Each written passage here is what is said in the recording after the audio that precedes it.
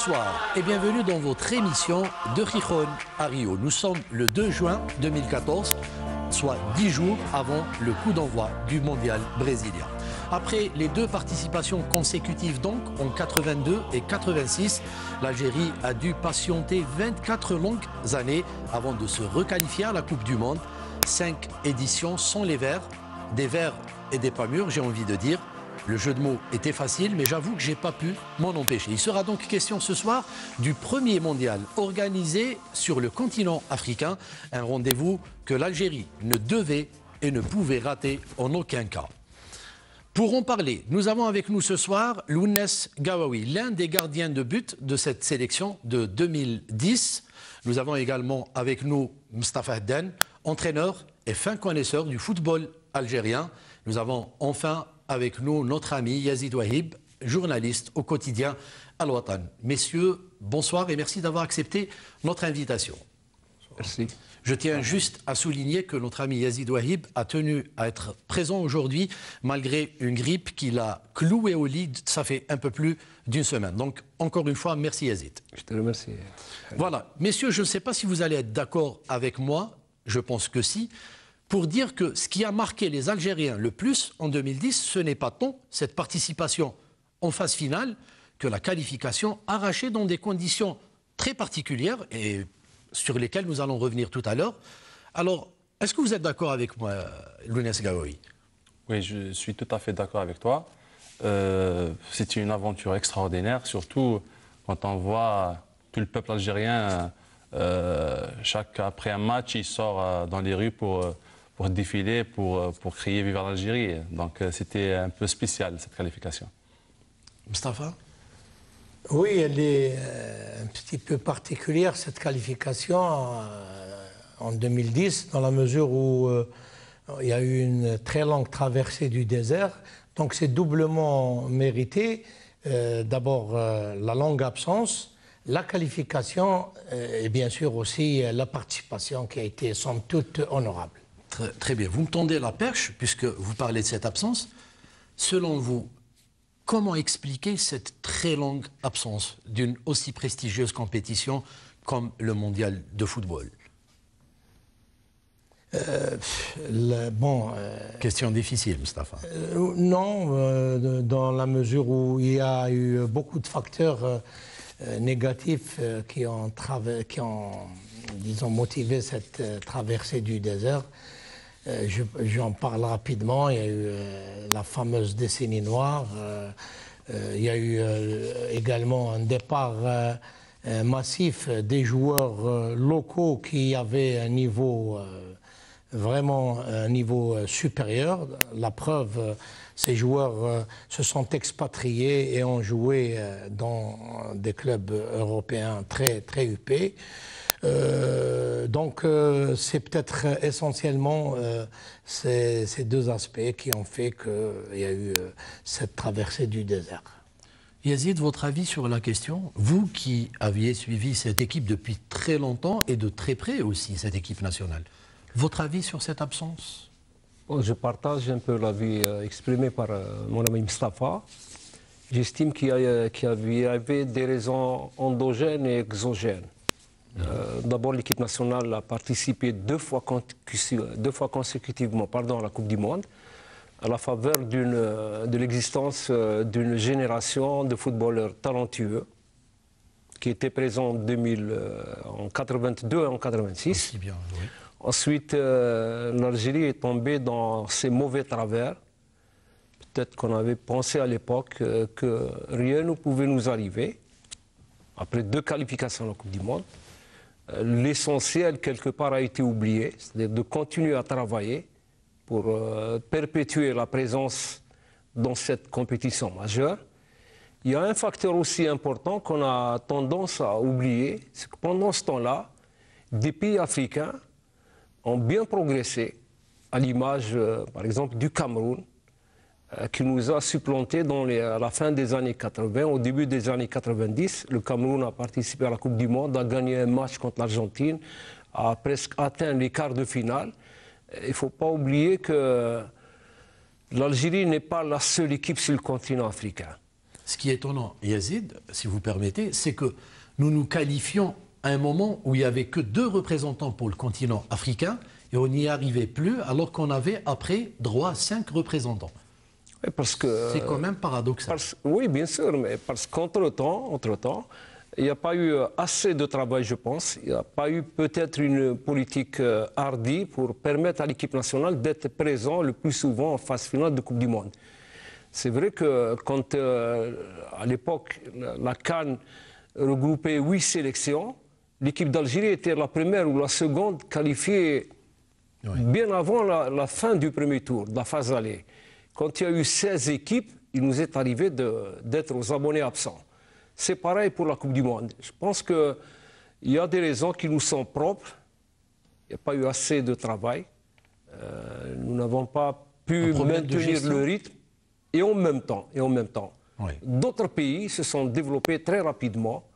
Ils ont eu la possibilité de puiser dans le réservoir de footballeurs qui sont allés à l'étranger. Très bien.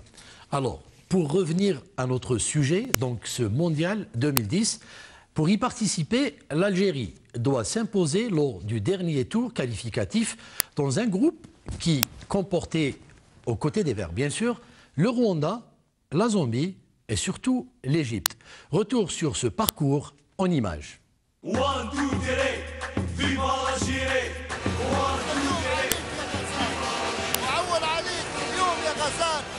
غزال الجزائر مقوسة كما ينبغي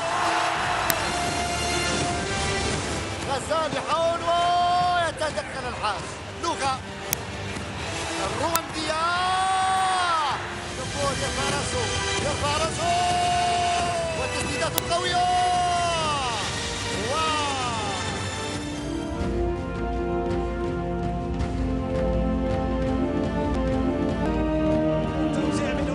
جانب مطلوب كريم وضعية جيدة مطلوب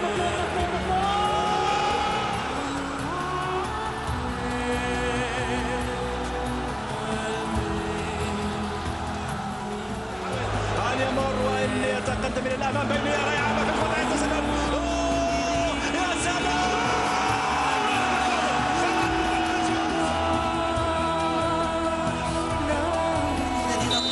سجل من هذا المكان مع نادي اولمبيك مارسيليا مع المنتخب الجزائري فضلها في العمق صعبه ممتازه خطيره معنا اليوم لا ادري من هذا الذي اخرج الكره يلعب في صناعه التسلل جبور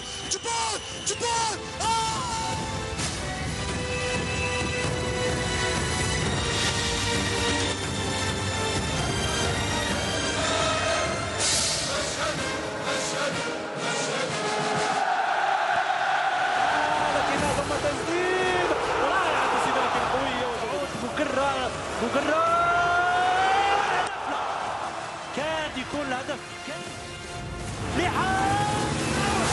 والهدف الأول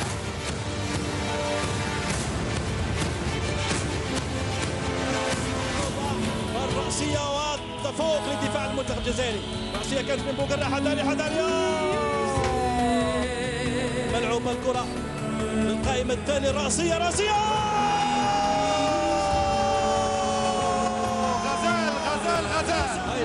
التوزيع في العمق إلى الكرة ملعوبة ممتازة من غزال يحاول صيفي يقدم كرة الهدف الثاني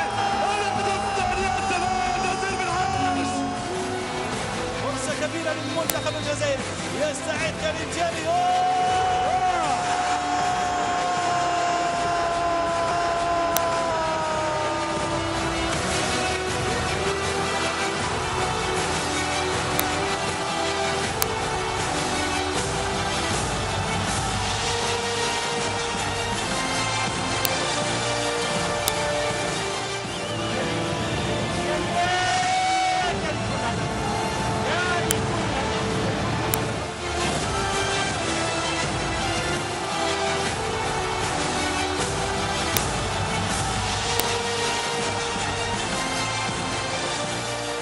Voilà, je me tourne vers vous, Lounès Gaoui. Je rappelle que vous étiez le gardien numéro 1 de cette équipe nationale.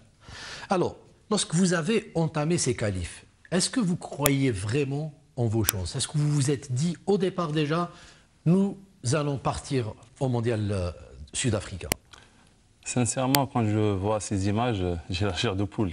C'est normal. Vraiment, on a vécu une expérience extraordinaire.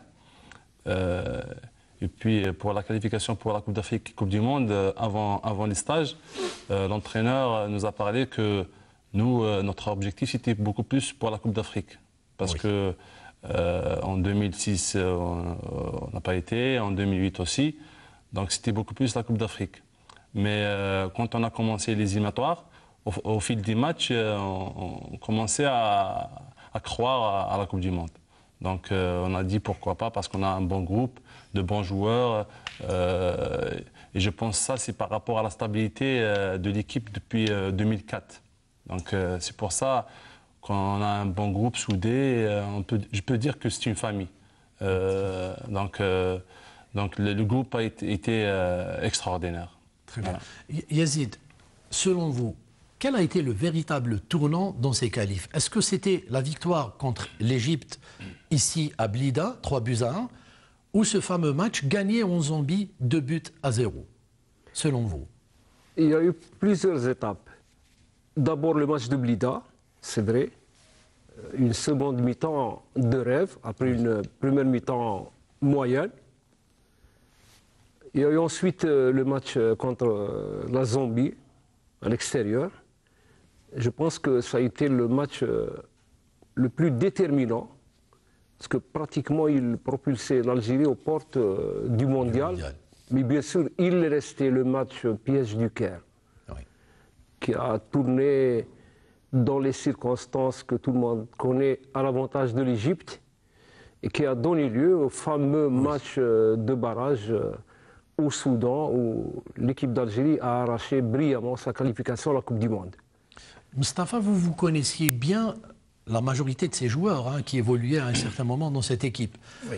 Quelle était, selon vous, la force de ce groupe? Je rappelle que nous avions démarré ces qualifs lors de ce tour d'une façon un peu timide. On avait fait match nul contre le Rwanda alors que le match était à notre portée.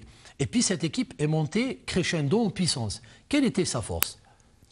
Je crois que essentiellement, comme le disait si bien Lounès, c'est au sein de ce groupe qui était pratiquement ensemble depuis de longues années, depuis 2004. C'était l'état d'esprit vraiment qui caractérisait ce groupe, qui était très unis, très solidaires les uns envers les autres. Et ils étaient aussi, il faut le dire, très amoureux de l'emblème national. Donc c'était un bon groupe, il y avait un amalgame de joueurs locaux et de joueurs expatriés qui ont créé une osmose extraordinaire au sein de l'équipe nationale, d'où bien sûr les résultats. Oui. Où il y avait Saaden à l'époque qui est parti et qui est revenu pour qualifier. Il y a eu une continuité en 2006-2008 où malheureusement l'Algérie n'a pu aller aux phases finales. Oui. Donc c'était la troisième. Mais essentiellement, au risque de me répéter, c'était l'état d'esprit de ces joueurs qui voulaient aller... On sentait qu'ils en voulaient vraiment. Qui voulaient aller jusqu'au bout, sans oublier bien sûr les autres aspects, bien sûr la valeur technique individuelle des joueurs et aussi le groupe qui était constitué en équipe sur le terrain. Yazid, j'ai envie de vous dire, est-ce que la rivalité algéro-égyptienne, dans le monde du football bien sûr, n'a-t-elle pas un peu pimenté ces qualifications? N'a-t-elle pas donné une motivation supplémentaire au groupe? Bien sûr, des deux côtés, pas uniquement le côté algérien. Parce qu'il faut se remémorer que pendant le parcours, pendant la première partie, l'Algérie avait pris ses distances. L'Égypte était un peu éloignée, mais elle est bien revenue parce que pendant que l'Algérie disputait ses derniers matchs, l'Égypte participait, je pense, à la Coupe de la Confédération à l'époque. Elle est bien revenue, elle s'est imposée, je pense, 2 fois à l'extérieur. Ça a donné un match, pratiquement une finale du groupe, ça s'est joué pratiquement à un but. Hein. Et si l'Égypte avait marqué le troisième but, Ça aurait été ça aurait été fini de nos chances. Et si l'Algérie avait marqué un but au Caire, elle a eu la possibilité à 2 reprises. On les aurait laissés sur le quai. Bon, et là, ça a débouché sur le fameux match d'Underman. Je voudrais juste ouvrir une parenthèse sur ce match pour dénoncer l'attitude criminelle de la FIFA. Avec du recul, on prend la mesure de cette décision. Elle avait laissé la possibilité aux 2 fédérations de choisir le terrain où devait se jouer le match de barrage. La fédération algérienne avait opté pour la Tunisie. La Tunisie est un pays frère, proche, qui offre toutes les conditions d'organisation d'une compétition aussi importante qu'un match de barrage. Oui. Le Soudan, à l'époque, Khartoum, n'avait pas toutes les conditions requises pour accueillir plus de 40 000 supporters. N'oublions pas qu'on parle du continent africain. Oui. Et la FIFA a pris une très lourde responsabilité de faire voyager plus de 40 000 supporters égyptiens et algériens dans un lieu où les conditions d'hébergement et de sécurité n'étaient pas garanties. Là... Dieu merci, il n'y a eu aucun drame. Mais si le moindre drame s'était produit, la FIFA aurait assumé toute la responsabilité. Oui, donc on va y revenir, hein, vous inquiétez pas, Yazid. Mais avant cela, il y avait ce match contre l'Égypte. La qualification était à votre portée, Lounès Gawawi. Il fallait juste ne pas perdre par plus d'un but d'écart. Vous étiez dans les bois. Comment vous avez vécu ce match? Il faut la faire, hein, pour ne pas perdre 2-0. Tout d'abord, on a été agressé par rapport au bus. Moi, sincèrement, dès qu'ils nous ont agressés, j'étais très à l'aise. Donc, ils m'ont évacué la pression et tout. Et c'est pas évident, tu joues devant 100 000 et des baffes derrière les buts, donc c'est un peu difficile.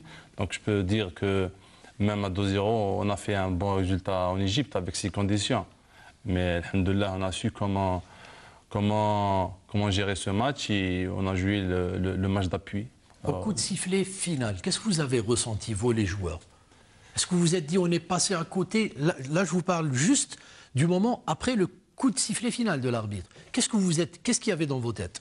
Sincèrement, juste après le coup de sifflet final, on était déçus par rapport au résultat parce qu'on a fait un bon match et on a pu se qualifier de l'Égypte, du Caire. Oui. Mais quand on est rentré au vestiaire, on a su qu'on a fait un bon match et puis il reste toujours 90 minutes, pourquoi pas. On est revenu sur le terrain tout d'abord pour saluer le public, oui, qui était nombreux. Bien sûr, était nombreux à s'être déplacés. Voilà, donc on a cru en nous et puis on a dit pourquoi pas, on va se qualifier du Soudan. Mustapha, lorsqu'on a un match pareil, comment on le prépare? Est-ce que ça se joue juste sur le plan psychologique? Ah ben, ça se joue sur tous les aspects. Oui. Ils sont aussi importants les uns que les autres. Bien sûr, l'organisation de jeu, le plan de jeu, mais aussi des matchs tout à fait particuliers où vous en avez au niveau club, vous en avez peut-être 1, 2 ou 3 dans la saison, et au niveau équipe nationale, je dirais presque pareil. Et là, c'était vraiment particulier. C'est le derby africain, nord-africain.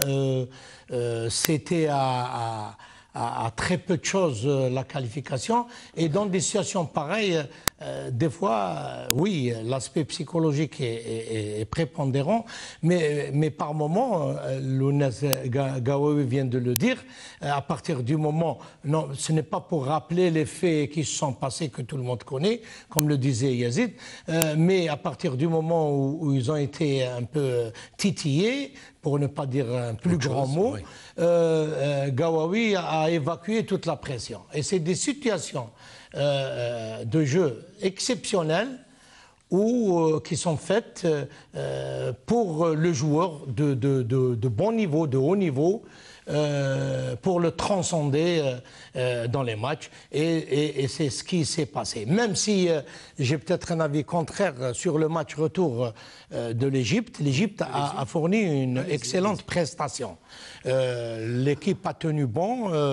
Nous avions gagné à l'aller 3-1, donc c'était presque l'égalité parfaite. Et il fallait ce fameux match où les situations psychologiques de ce match étaient tout à fait particulières, où vous en avez une seule peut-être dans toute une carrière de footballeur ou d'une équipe de nation ou de club. Très bien. Alors, pour départager ces deux équipes, un match sera décisif. Ce sera le match de Durman, un match que les Algériens ne sont pas prêts d'oublier de sitôt. Regardez. One, two, three, viva l'Algérie. One, two, viva l'Algérie. ورا كيف احنا نلعبوا من بكري. عندنا جمهور في نضلو. ملعوب الكرة في بداية تفوق. عندنا جمهور في نضلو. طنبور طنبور. عالية لعبة خطيرة. عالية الخطورة. تلمعوا. ساعة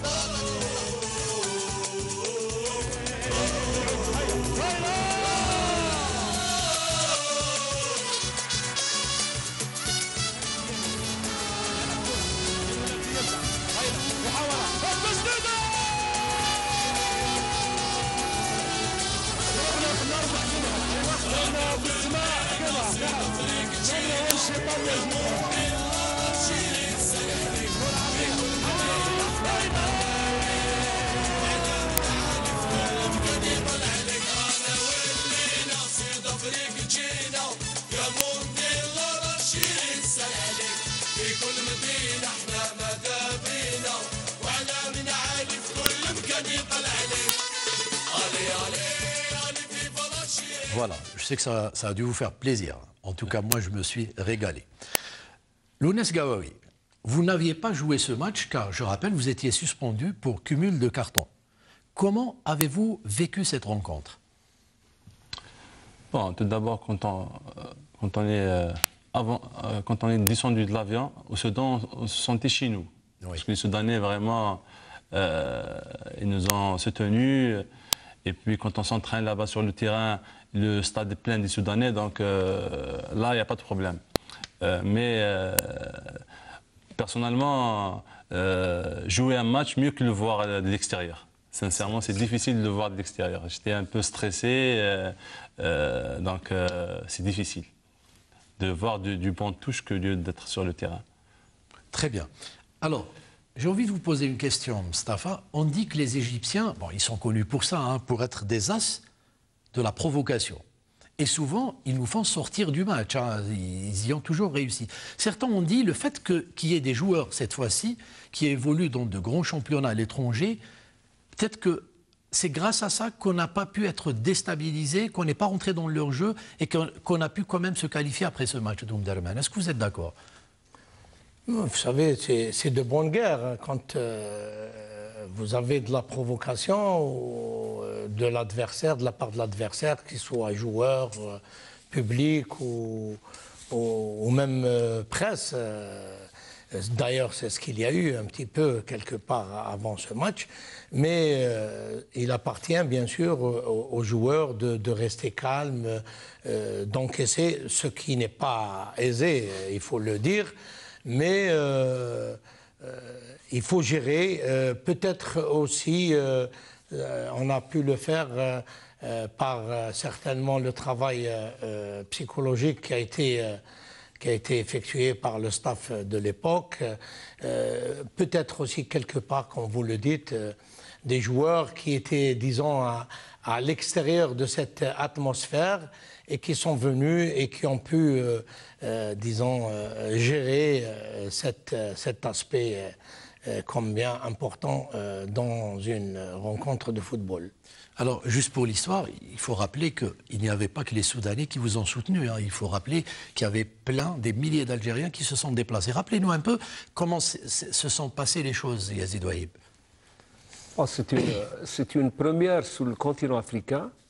Je pense qu'il faudra attendre peut-être un siècle pour vivre un tel événement. C'est-à-dire une transhumance de supporters de cette taille, de ce volume. On a l'habitude de voir ça en Europe, quand il y a une Coupe d'Europe ou une Coupe du Monde. Les gens sont riches, sont nantis, ils ont les moyens de voyager. Et là, on parle du continent africain, que 2 équipes aient pu drainer presque 40 000 à 50 000 supporters en dehors de leurs frontières. C'est pratiquement une première. Il y a eu un pont aérien du côté algérien, impressionnant. C'est une première. Et je pense que ça a grandement contribué au résultat final. Parce que ce jour-là, sans la présence des milliers de supporters algériens, je pense qu'il aurait été difficile de s'imposer. Les supporters ont participé. Alors, je suis tenté de vous dire, est-ce que l'équipe algérienne était meilleure que cette équipe égyptienne? Pardon. Ou était-ce la victoire du cœur, réellement la victoire du cœur? On peut pas. Les 2 équipes étaient très proches l'une de l'autre. Ça s'est joué sur un ballon, pas sur une action, mais sur un ballon. Mais sur l'ensemble pratiquement des 3 matchs, les 2 équipes étaient d'égale valeur. L'Algérie a eu le bonheur de se qualifier, tant mieux pour nous. Mais il faut saluer aussi la performance de l'Égypte qui, rappelons-nous, durant la première phase, a été éloignée, puisque l'Algérie dominait nettement le groupe. Elle est revenue de mais très qui loin. est quand même revenue, ça démontre les qualités, les facultés mentales et techniques de cette équipe d'Égypte. Et tout cela ajoute encore au mérite de l'équipe nationale. Nous n'avons pas éliminé le premier venu. Nous avons éliminé l'Algérie, l'Égypte plutôt, au sommet de sa forme. Ce qui donne encore plus de mérite et du crédit à cette qualification. C'est pour ça que je vous dis que c'est la chose qu'on retient le plus. Allez-y, Mustapha. Absolument, dans la mesure où, même si, pour ajouter un peu de l'eau dans le moulin de Yazid, c'était une équipe fabuleuse, l'équipe d'Égypte, au sommet de sa forme. C'était l'équipe championne d'Afrique plusieurs fois consécutivement. Et moi, je dirais, même si, dans la mesure où nous avons réussi à éliminer cette équipe, ça veut dire que nous avons été supérieurs. Mais l'aspect mental, justement, le cœur, comme vous l'avez dit, moi je pense qu'il a joué un très très grand rôle dans ce match, avec cet apport tout à fait exceptionnel des supporters qui sont partis jusqu'à Omdurman. Très bien. Alors, on est qualifié au mondial sud-africain. L'Algérie entière fête cette victoire et durant très longtemps. Mais une fois la fiesta terminée, les Verts avaient rendez-vous avec la CAN, la Coupe d'Afrique des Nations. Une participation qui, nous allons le voir tout à l'heure, n'a pas été sans conséquence puisque les Algériens y ont laissé quelques plumes. Regardez.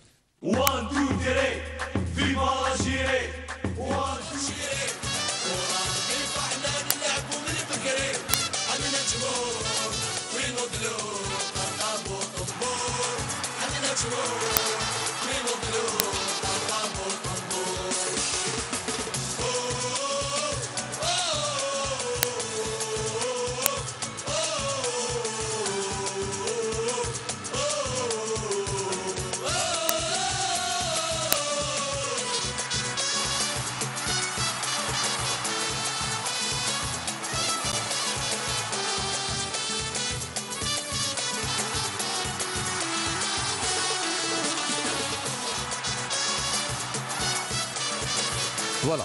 Mais avant ce match mémorable et cette victoire arrachée contre l'équipe de Didier Drogba, l'Algérie avait très mal débuté cette Coupe d'Afrique des Nations. Elle l'avait débuté avec une défaite 3-0 contre le Malawi, une équipe très modeste.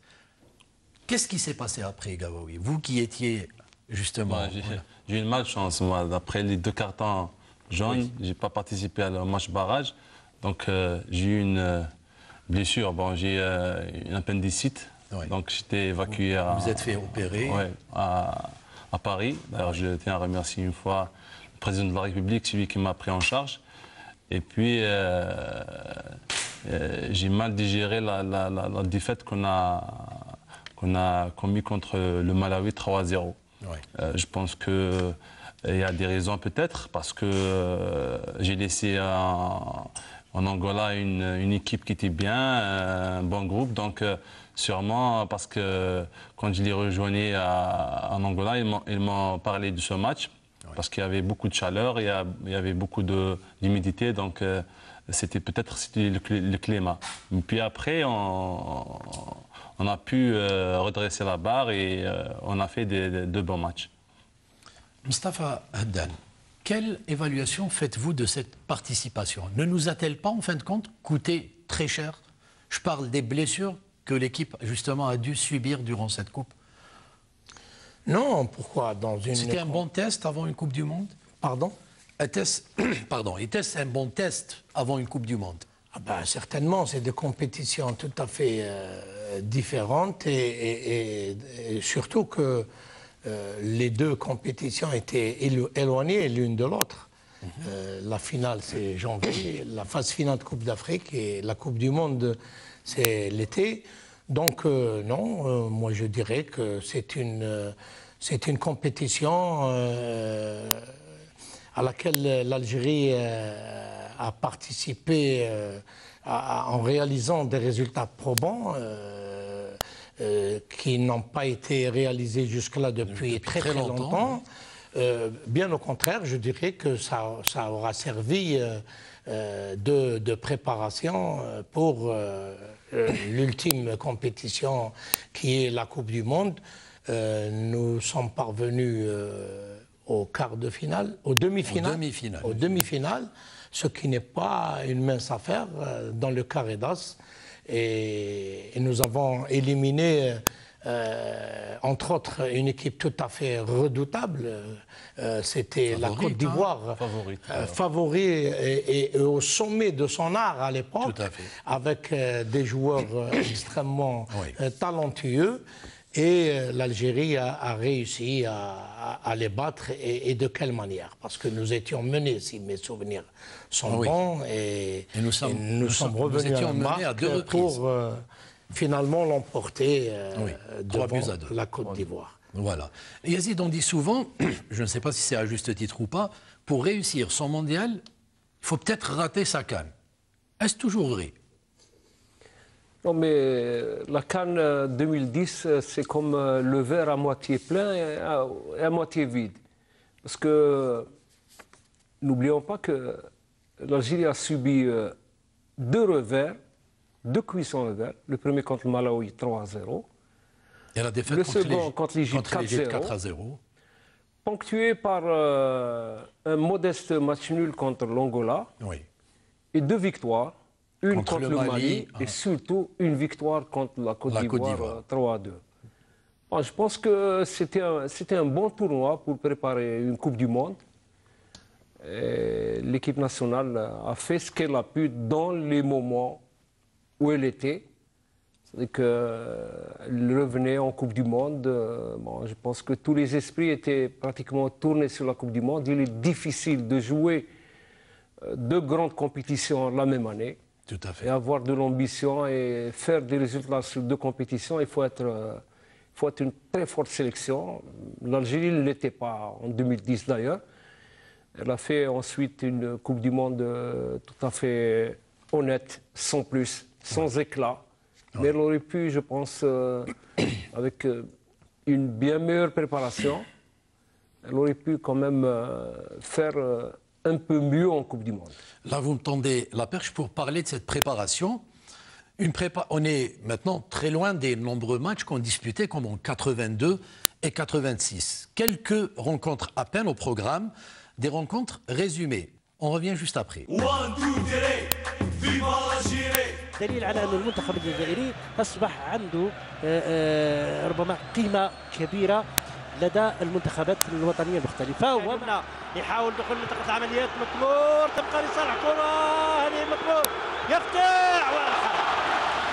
جميل، بينما هذا هجوم لصالح منتخب الأوروغواي إلى الخلف. مقني هو الذي يعود إلى الخلف ليبدع ويمتع هذا الجمهور. زامبيا بيريرا من هناك التوزيع خطيرة خطيرة خطيرة وقوية.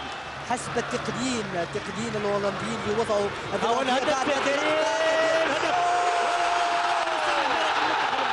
الهدف من جبور. شوف من مدرب زهير جلول. انتهت المباراة أمام منتخب إملاء. فوزي الشوشي لما يبدأ المباريات بهذه الطريقة نعتقد بأنه ستكون صعبة. وضربة الانطلاقة صعبة. دف يحاول يوزع صعبة وفوزي الشوشي. حذاري يا فوزي. حذاري جديد. زيانة ممتاز. بوتبوس رائعة. الجمهور الجزائري هكذا يعشق كرة القدم، يتقبل الخسارة، يتقبل كل شيء.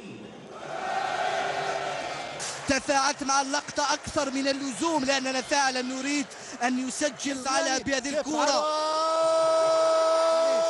وفي الأثناء سيداتي وسادتي هجوم معاكس مرفوعة كما ينبغي، لكن لا حد في الاستقبال.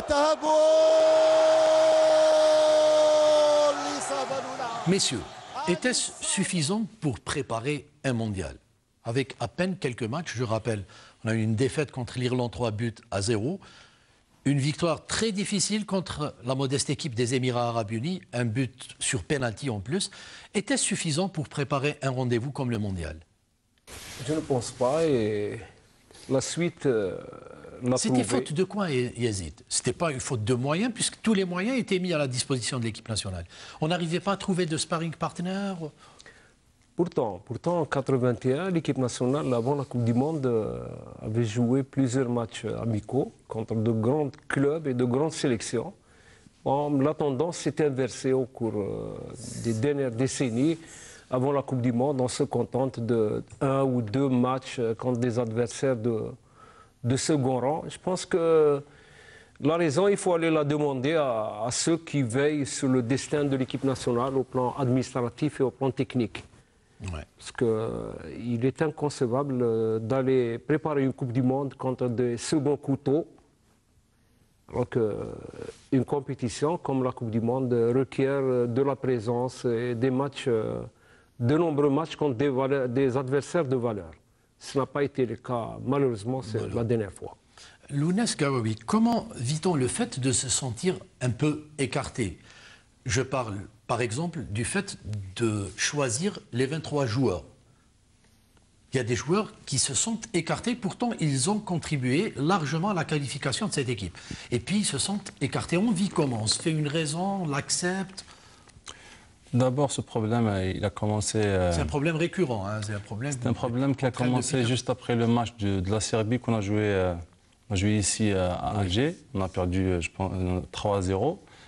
Et le lendemain, ils ont écarté quelques joueurs, Lerho, Zawi, Babouche. Donc, ces joueurs qui ont fait pratiquement toute la qualification.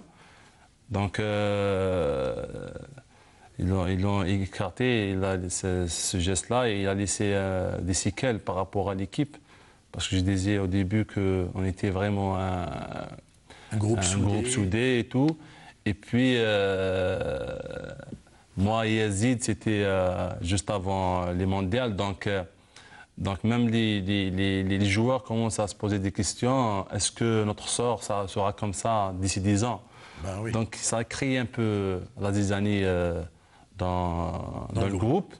Et puis, quand tu écartes des joueurs et tu n'as pas le temps de chercher d'autres. Donc, je pense que c'est un problème, beaucoup plus.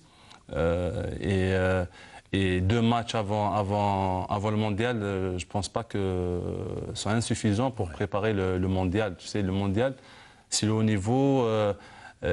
Tu commets des erreurs, tu payes cash. Donc il fallait programmer plusieurs matchs. Très bien. Moustapha Haddan, comment doit faire un entraîneur face à une telle situation? Si on a des joueurs meilleurs qui tapent à la porte, est-ce qu'on les prend au détriment justement de créer cette zizanie s'ils sont meilleurs que ceux qui existent déjà dans le groupe?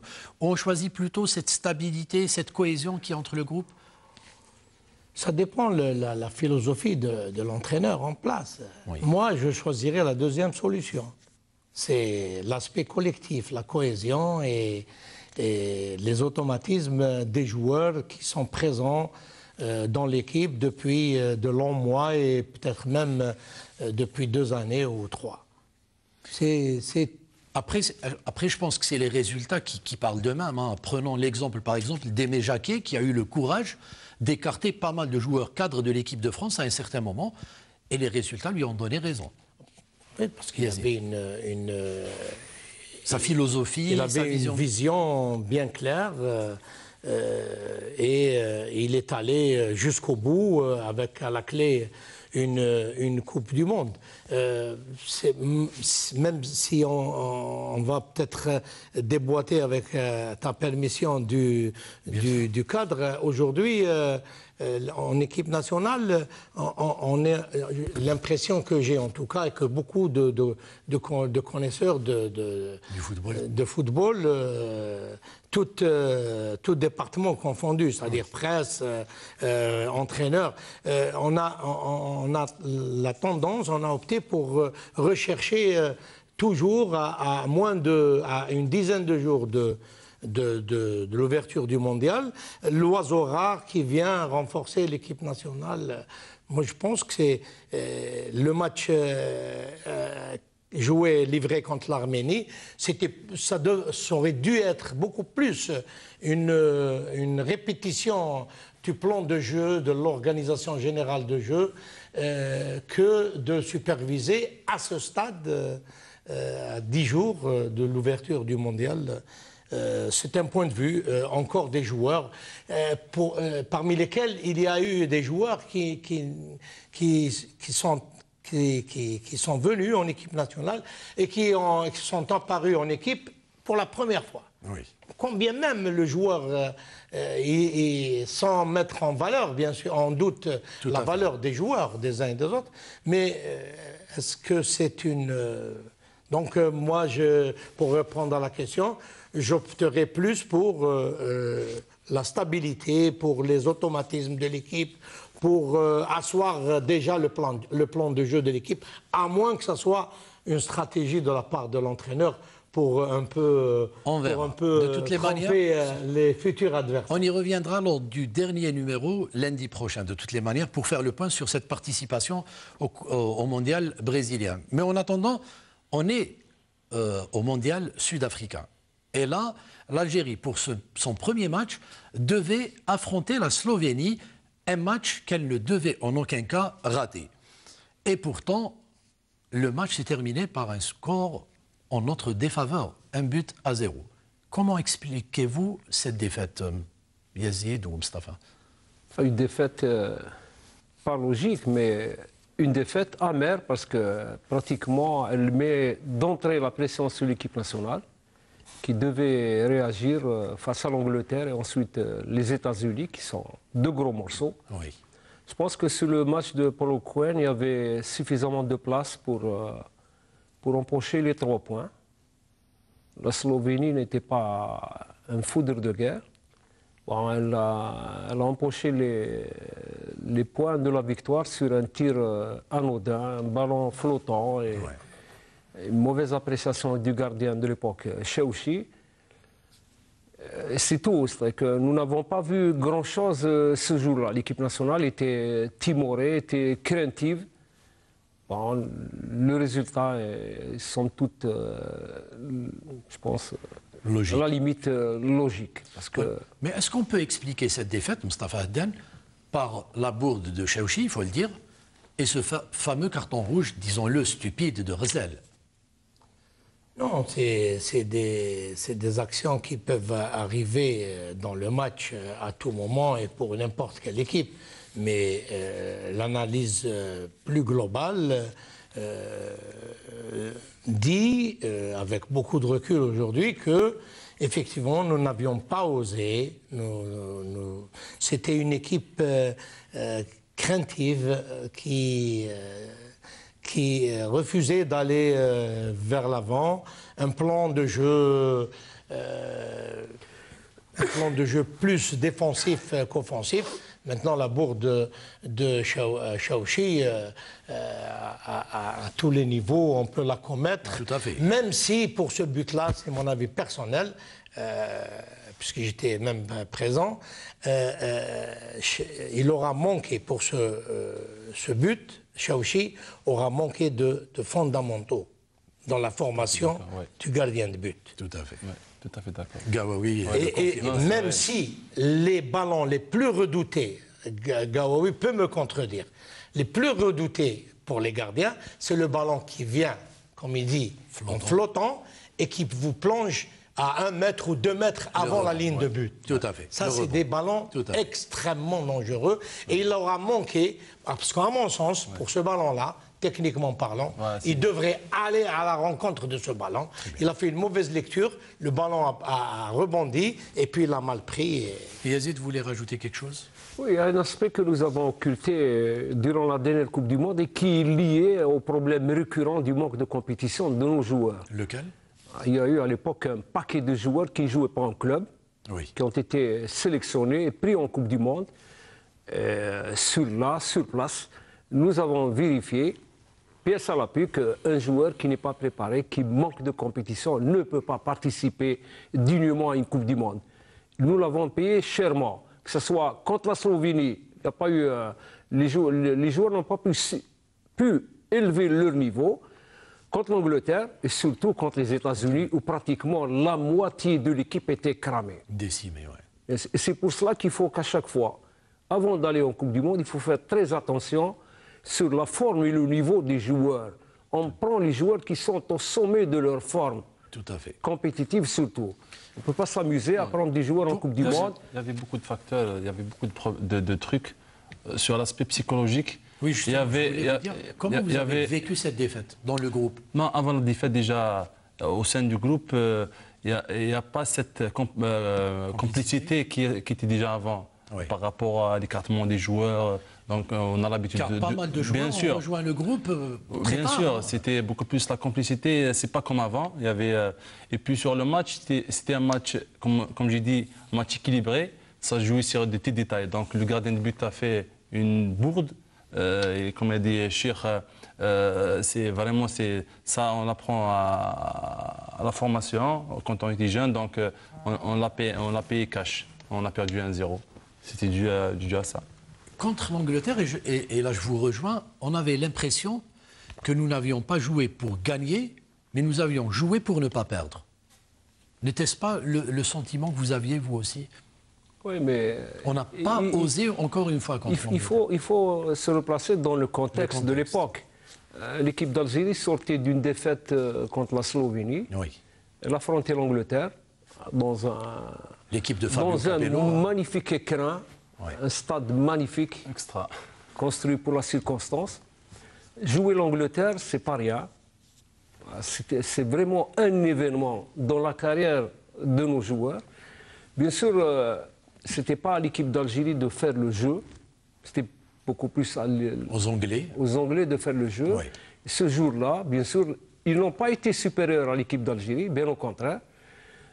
C'est vrai que nos joueurs se sont satisfaits peut-être de ne pas encaisser de but, mais est-ce que nous avions les moyens de marquer des buts?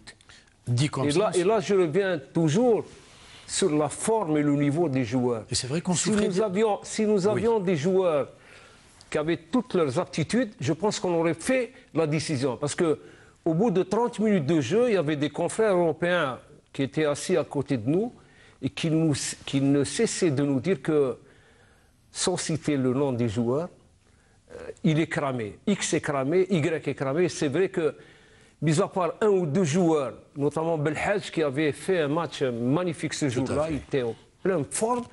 Il y avait 3 ou 4 joueurs qui ne pouvaient pas terminer le match, mais qui l'ont quand même terminé. Ça a handicapé l'équipe. Tout le monde, justement, reprochait à Saadane de ne compter que sur les mêmes joueurs tout le temps. Il ne faisait pas tourner l'effectif, mais lui, il s'en défendait. Il disait que je n'ai pas des remplaçants qui peuvent justement prendre la place des titulaires. Mustafa. Une équipe, quoi que l'on dise, une équipe, vous avez les titulaires et vous avez les remplaçants. Oui. Maintenant, bien sûr, quand vous êtes en phase finale de Coupe du Monde, bien sûr, il y a l'entraîneur qui est le plus proche de son équipe, de ses joueurs. Il vit, il est au quotidien avec, il connaît tous des joueurs de l'équipe. et les décisions qu'il est amené à prendre doivent répondre bien sûr à l'intérêt supérieur de l'équipe. Oui. Là aussi, je parlais de philosophie de l'entraîneur. Là, je parle j'allais dire d'autorité, d'honnêteté quelque part, de droiture avec l'ensemble des joueurs que vous avez sous la main. Et ça, de par ma modeste expérience, ça c'est un facteur absolument déterminant pour la prise en main du groupe que vous avez, que ce soit en équipe de club ou en équipe nationale. Parce que le joueur, il observe et il sait analyser même le minime. Hein. Quand ils ont en face d'eux un interlocuteur qui est vraiment juste... C'est un problème d'autorité sur les joueurs? Je n'irai pas jusqu'à dire problème d'autorité. Un problème, comme on dit dans le jargon footballistique, c'est un problème de prise en main du groupe. D'accord. Dans laquelle, dans cette prise en main, il y a tous ces paramètres pédagogiques qui contribuent à faire régner. Là, on n'a pas besoin de frapper ou de crier ou de renvoyer. Ces facteurs pédagogiques qui contribuent à faire régner une bonne ambiance, une bonne discipline et puis un respect du joueur vis-à-vis de son entraîneur, parce que à partir du moment où il sait qu'il est traité de la même manière avec l'ensemble du groupe, de l'équipe qui constitue le groupe, ou inversement, le joueur maintenant, bon, il y a des écarts de part et d'autre. Vous en parlez avec beaucoup de passion. Oui, qui font que vous vouliez rajouter quelque chose, perd sa prise en main. Pardon, avant de vous donner la parole, Yazid, on l'a payé cash contre les USA, 1-0, encaissé dans le temps additionnel. Mais je voulais ajouter, Barka, pour le match, et je donnerai la parole pour ne pas accaparer seul la parole à Yazid. Moi, mon avis, c'est qu'il y a eu la fête après le résultat flatteur. Que l'on veuille ou non, c'est l'Angleterre. Mais il y avait de la place à faire mieux que ça. Oui. Mais c'était la fête. C'était la fête. Justement, moi je l'appelle. Et alors ils étaient sur un nuage. Moi, pour moi, ce match, c'est match fête. C'est pas après le match. Mais match fête parce que par rapport aux conditions qui étaient dans le stade, il y a une ambiance extraordinaire. Dans les tribunes, il y a de la pelouse extra à l'Angleterre. Donc c'était un match. Lounès, même après le match, il y a eu la fête. Oui, par rapport au résultat peut-être. Il y a eu la fête, il y a eu une fête absolument. Comme si le but était atteint. Et alors qu'on avait tout prêt. Il y avait de la place. Un troisième. Il y avait de la place pour faire mieux, mais bon. Allez-y, Yazid. Très rapidement, puisqu'on arrive à la fin de l'émission. Ce qu'a dit Mustafa concernant la relation entre l'entraîneur et les joueurs, l'ambiance, les choix. Il faut rendre hommage à Saadane. Oui. Il se rappeler qu'à cette époque-là, il n'avait pas les mains libres pour agir. Saadane a vécu une Coupe du Monde sous la pression. C'est quelqu'un qui était à la merci d'un limogeage sur place. Je lui tire chapeau d'avoir tenu jusqu'à la fin du troisième match. Il faut se rappeler, se remémorer le contexte. Il était contesté de l'intérieur. Tous ses choix ont été contestés. Il a eu beaucoup de mérite de maintenir la baraque jusqu'à la fin. Un entraîneur, c'est vrai, il doit assumer tous ses choix. Il est le premier responsable, mais il faut lui donner les moyens aussi. Il faut le laisser mettre en place tout ce qu'il sait faire et lui demander des comptes après. Quand il y a un bâton qui est suspendu au-dessus de sa tête, un entraîneur ne peut rien faire. Et Saadane a eu tous les honneurs de diriger cette équipe nationale dans les circonstances qui étaient celles de l'époque. Saadane a eu beaucoup de mérite de mon point de vue. J'ai vécu cette étape, cette période avec les joueurs. J'ai vécu pendant la Coupe du Monde les bruits de couloir. Saadane n'a pas été épargné. N'a pas été épargné de l'intérieur. Très bien. Et Yazid, si vous permettez, tout rapidement pour conclure. Moi, je dis que Yazid a eu beaucoup de mérite aussi, parce qu'il sait conclure à chaque fois notre émission. Il a compris que c'était la fin, donc c'était votre conclusion, Yazid. À vous, Mustafa. Je voulais pas ajouter que, toujours dans le même contexte, ce que je dis est complété par Yazid. L'entraîneur, quand on lui donne les moyens, d'agir, de prendre ses responsabilités, de travailler. C'est-à-dire que, parce que l'entraîneur, c'est l'autorité morale de tout le club, de toute l'équipe nationale. Mais si un entraîneur, en club ou en équipe nationale, il est contredit par ses propres supérieurs, c'est adieu la baraque. Il n'y a plus d'équipe, il n'y a plus... et en fait, ce n'est pas l'entraîneur, moi je le répète toujours, ce n'est pas l'entraîneur qui est perdant au niveau des clubs. Ah oui. Quand on dérange l'entraîneur il part, il va travailler ailleurs. Mais là, s'agissant d'une équipe nationale, le plus important, ou d'équipe de club, c'est qu'ils se sentent l'entraîneur protégé par ses supérieurs. Et plus grave encore, s'il est contredit, c'est adieu la autorité. Mais juste pour... Pardon, moi, personnellement... Pardon, mais je n'ai pas entendu sa conclusion. Oui. Est-ce qu'on peut dire, après 24 années d'absence, que c'était quand même un mondial réussi dans un sens? Il fallait y être et puis... Vous l'aviez dit en début d'émission que c'était beaucoup plus la qualification que la participation. Les gens étaient heureux de revenir en phase finale de Coupe du Monde que beaucoup de jeunes n'avaient pas connu en 82. Cet argument n'est plus valable pour 2014. C'est bon, on y est. Et j'espère que cette fois-ci, on ne partira pas pour participer simplement. Ah quand vous suivez les déclarations de l'entraîneur, ça c'est un constat, c'est pas une critique, qui déclare ouvertement qu'il ne promet pas de deuxième tour aux Algériens. Je crois qu'il a changé d'avis depuis. Hein. Non, il est un peu plus optimiste. Il souffle le chaud et le fort. Et ces déclarations sont faites pour démobiliser directement les joueurs. Et Gawawi en sait un bout. En plus du public algérien dans la rue. Moi, on m'apostrophe dans tous les coins de rue pour me poser cette question. Bon, je dis, Mustapha, on en reparlera lors du dernier numéro. Même si, franchement, entre nous, je me dis qu'il y a certaines vérités qu'on ne devrait peut-être pas dire la veille d'un mondial. Il faut laisser le mondial se dérouler et puis peut-être tirer les enseignements qu'il faut juste après. Ça risque de démotiver les joueurs, non?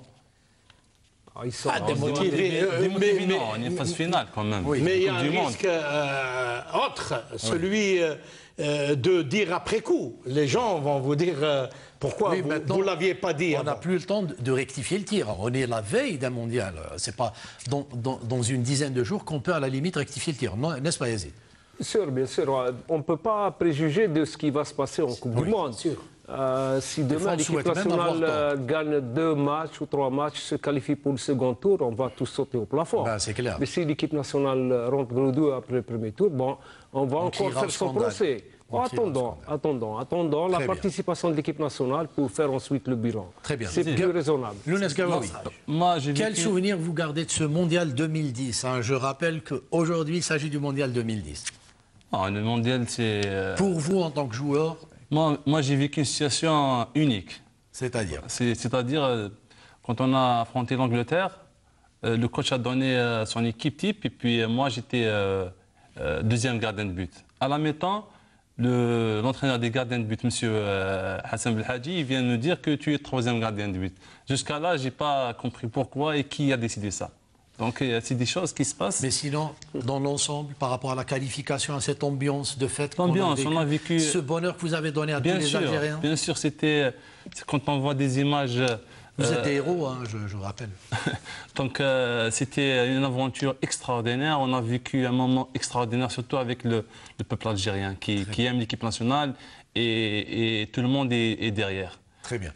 Un dernier mot, je veux conclure, Borg, pour rendre hommage à Lounès, qui n'a pas eu toute l'aura qu'il mérite pour son talent. Tout à fait. Il ne faut pas oublier qu'il a débuté sa carrière internationale lors d'un match Algérie-Cameroun lors de la CAN 2004.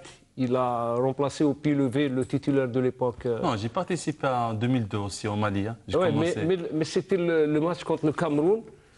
Le Cameroun, à l'époque, super favori de la compétition, et Lounès a fait un match éblouissant à Sousse. Je pense que ce jour-là, pour beaucoup de gens, Lounès était pratiquement le titulaire de l'équipe nationale. Il a été pendant de nombreuses années, et il méritait largement d'être titulaire en Coupe du Monde en Afrique du Sud. Très bien. Alors, messieurs, je tiens à vous remercier d'avoir accepté notre invitation, j'espère vous retrouver Yazid, très bientôt, surtout invité, Yazid, rappelons-le, qui a beaucoup souffert durant cet enregistrement. Quant à moi, donc je remercie Lounès Gawawi. Vous étiez l'un des gardiens de but de cette équipe 2010, rappelons-le. Mustafa Haddan, entraîneur, et puis Yazid Wahib, journaliste au quotidien Al-Watan. Je remercie toute l'équipe technique. Je vous remercie, vous, de nous avoir supportés, de nous avoir suivis. Je vous donne rendez-vous lundi prochain pour cette fois-ci clôturer cette émission spéciale et parler enfin de ce mondial brésilien que tout le monde attend. D'ici là, gardez le sourire et soyez optimistes. Au revoir.